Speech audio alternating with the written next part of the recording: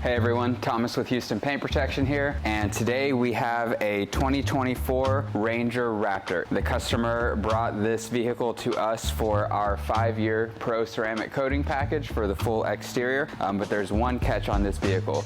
It has a significant amount of iron contamination embedded in the paint. Typically when we get new vehicles or even used vehicles in, we'll have some iron contamination in the paint that we can address with chemicals, but this one is just on another level. It's over every square inch of the paint, the trim, the decals, everything. When the customer took it to the dealership to address the issue, they suggested trying to grind it out of the paint with a clay bar. Anytime you have excessive contamination in the paint of a vehicle, iron, mineral deposits, scale deposits, wet concrete, road paint, you name it, you always want to try and break it down with a chemical first. That's usually the best step. Anything beyond that is going to be some form of abrasion, whether it be clay bar, polishing, or even wet sanding. And what happens when you abrade things off, the contamination will get stuck in whatever medium you're using to abrade it, and you mar up the paint, swirl it. You could put, even severe scratches in the paint and end up having to do a lot of double work chasing your tail to clean all of that up. You can see the vehicle is fairly clean. We've already washed it and clay barred it and dried it. And the reason why is because we don't want anything between our decontamination chemical and the paint itself. Washing it was key because it was pretty dirty.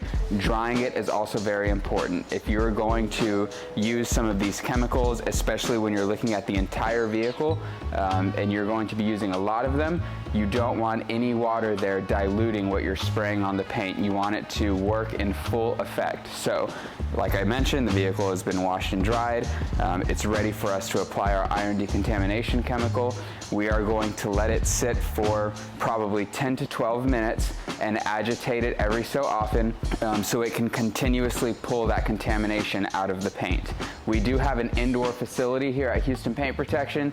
It is all air conditioned, humidity controlled. So for us, we can spray chemicals like this on the clear coat. They are clear coat and graphic safe, but we can spray these chemicals on the clear coat and let it sit for long periods of time with no flashing. That's very important to remember. So if you're ever going to do any kind of work, whether you're a DIYer or another installer, keep in mind your environment, because if you were to do this in a non-climate controlled shop or even outside, your flash times are going to be much lower. So rather than spraying the chemical all over the truck and agitating and letting it run its full cycle over the course of 10, 12, 15 minutes, you would likely have to apply it once, let it do its thing before it starts flashing, rinse it off, and then just do iterations of that process over and over again.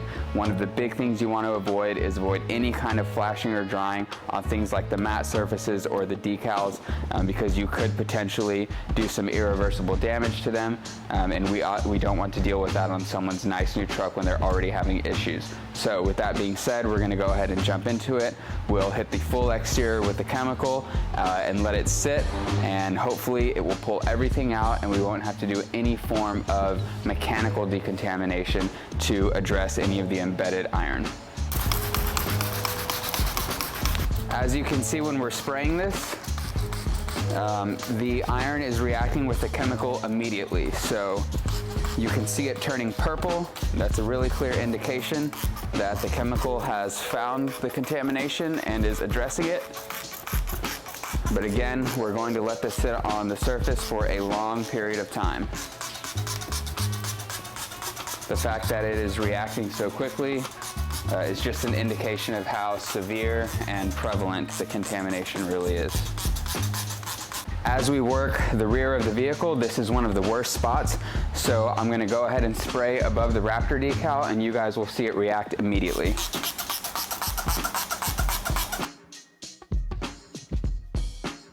We have our chemical sitting on the surface of the vehicle now for about 2 to 3 minutes, and as you can see, it is very obviously lighting up like crazy. We have purple all across the vehicle, which means that's where the contamination is.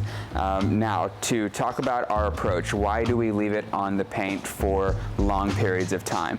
Now, if we get in here, we can kind of move some stuff around with our finger Like right here, you can see there's still a black speck. That is a piece of embedded iron. And if we were to do that on the entire vehicle, you would see this on probably 80% of the car. So we need to allow the chemical a little bit more time to do its job. That way we can do as little mechanical decontamination as possible. And as you can see, after we agitate, it again starts forming the purple drops very quickly. So that tells us that there's still more work for the chemical to do. The reason why we agitate it is we're moving the portion of the iron that has been broken down away from the surface, so the chemical that is still present can continue working on what is still stuck there. This is also a much more cost-effective way than doing this iteratively, where we spray it, rinse it off, spray it, rinse it off. The chemical is very robust. We just need to move all of the spent contamination out of the way so it can continue to address what's stuck in the paint. So, like I mentioned, it's been a few minutes. I'm gonna give it just a couple more minutes, and then we're gonna go across the entire vehicle and agitate the surface with our hands, let it sit again. We'll probably do this 2 or 3 times, and then we'll look at doing a light clay to pull up anything that's remaining, and then we can rinse the vehicle and give it a final inspection. So we are ready for our first round of agitation. So I have a little bit of Optimum No Rinse rinsed up in a water bottle with some deionized water. You could do this with just water if you would like. It was just more convenient for me to grab this bottle. Like I mentioned before, we don't want to dilute the chemical too much. This is just to add a little bit of moisture and lubricity on the surface, even though the chemical is pretty lubricated as it's on its own. We're just going to spray a little bit of this, work the area, and leave it be. And what you will notice is after we leave the area, a minute or 2 later, you'll start to see the exact same pattern forming where the chemical is continuing to work.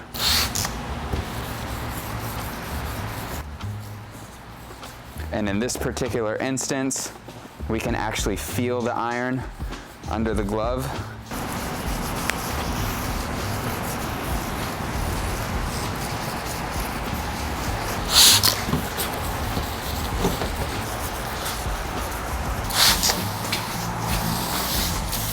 As you can see, the pattern of the deposits popping up with purple has already reintroduced itself, so that's our key indicator that there's still a lot of embedded contamination and the chemical is still doing its work.